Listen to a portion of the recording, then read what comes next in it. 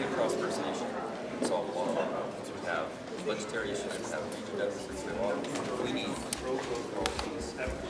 Leader Scalise, will you come this way? that's what's going to get us back into the right direction. And we're dedicated to doing that. And those Yeah. What was the temperature going with the meeting and how did it all go? Yeah, there's a lot of excitement from our members, just about the idea of making government work more efficiently, finding, rooting out waste in government. Our members have been working on a lot of different ideas for a long time, for many years, identifying, bringing bills to the floor to reduce waste in government, to identify it, to make agencies work more efficiently.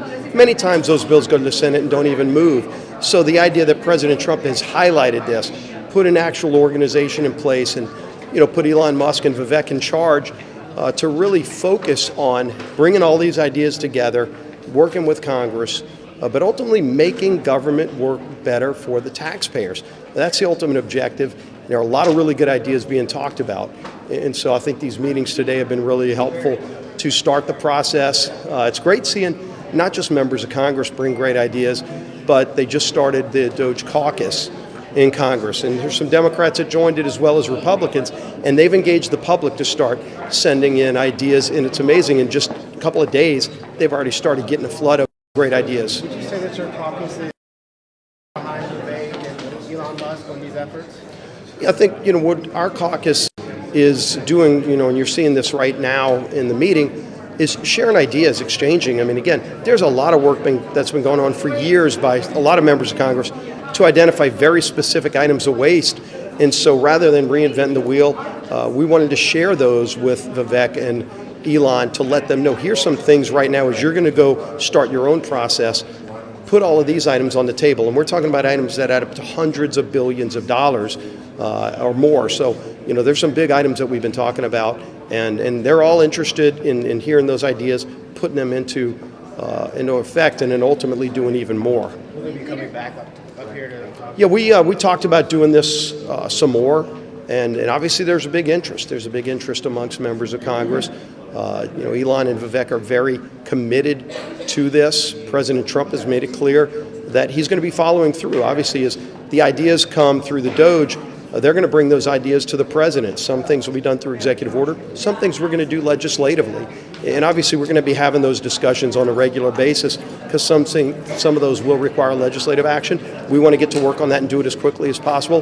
The things that the president can do through executive action, obviously, those can move even quicker. So I think the taxpayer is going to be the big winner because they're going to see a more efficient government out of this whole process. Talk about getting rid of waste as any of that personnel being shrinking the size of the federal workforce. Yeah, that clearly is going to be a big part. Look, there's been a lot of studies done just in the last year on the percentage of the federal workforce here in D.C. that aren't even showing up for work. And sadly, that number is in the 60, 70 percentile range or higher, where you drive through some of these federal buildings and they're almost completely empty.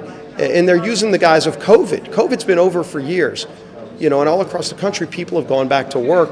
Yet you've got thousands, tens of thousands of federal workers being paid over $100,000 a year each, and they're not showing up for work. And who loses from that are the American people. Look, my office and so many of my colleagues get calls from agencies like Passport Agency. It takes months now to get a passport that used to just take weeks because people aren't showing up to work. You can't process that from your house. You've got people that have been waiting years to get an IRS return. If they're owed money by the IRS, they ought to get that money days away. Technology surely would allow it to happen, yet some of them are waiting years because those employees aren't showing up for work. And look, if you don't want to show up for work, it's a free country. Should you be getting paid $100,000 a year by the taxpayer to not show up for your job?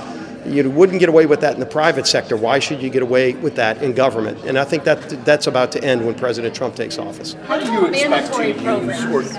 What about mandatory programs? Social Security, Medicare, Medicaid, these make up the bulk of government spending. How can you really address the debt and the deficit without touching them? Well, the good news for you is we talked about those as well. And you think about work requirements in Medicaid, for example, Social Security verification on a lot of these welfare programs where you saw, whether it was COVID, whether it's other programs where you've got people that aren't even citizens of the United States getting tens or hundreds of billions of dollars in benefits. COVID money, they identified over $200 billion in checks that went out to people that don't even live in America because there was no verification. But there are some of those that are in the mandatory spending side, both work requirements and Social Security verification, that just putting those checks in place to make sure that people that deserve to get the benefits are getting them. But if you don't deserve to get the benefits, there's a social safety net there for people who are on hard times, not for people who want to collect 2 and 3 checks, even though they're turning down jobs. So those are the kind of things that we're also going to be looking at. And by the way, that saves really big money.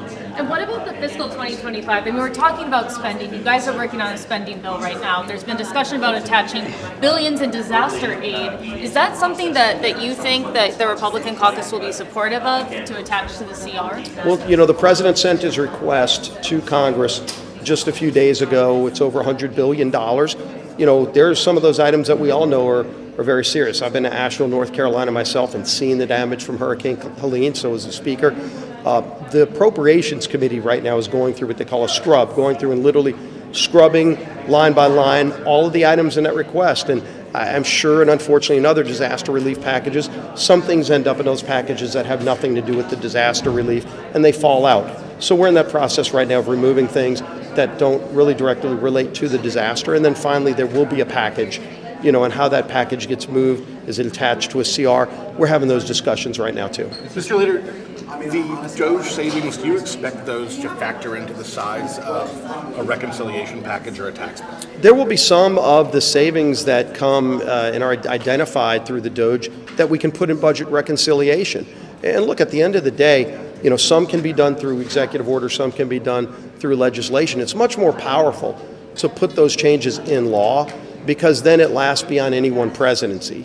And we saw with some really good reforms that President Trump put in place in his first term, Joe Biden undid those through executive action day one of his term. And so, you want to put as many things into law as possible. And reconciliation is going to be one of those tools. It's going to be the first thing moving in January. And we're already working on that reconciliation package. And the more things that Doge and other groups from our own committees as well put on the table, we're going to include those in that reconciliation package that fit. But to be clear, you anticipate being able to use savings from Doge in some sort of score? Yeah, some of those items that Doge comes up with are going to score very big, if they're included in a budget reconciliation package, for example. It's not the only place they will end up. Some will end up in executive orders. But at the end of the day, how best to get them all done, we'll all have those discussions. But I think what's most important for the taxpayers of America is that they're going to see government working better for them. And it's a long time coming. I think it's so refreshing. You hear from people all over the country excited about this idea that we actually are going to make government work more efficiently for the taxpayer of America. It's a new day. Would you export cuts in Social Security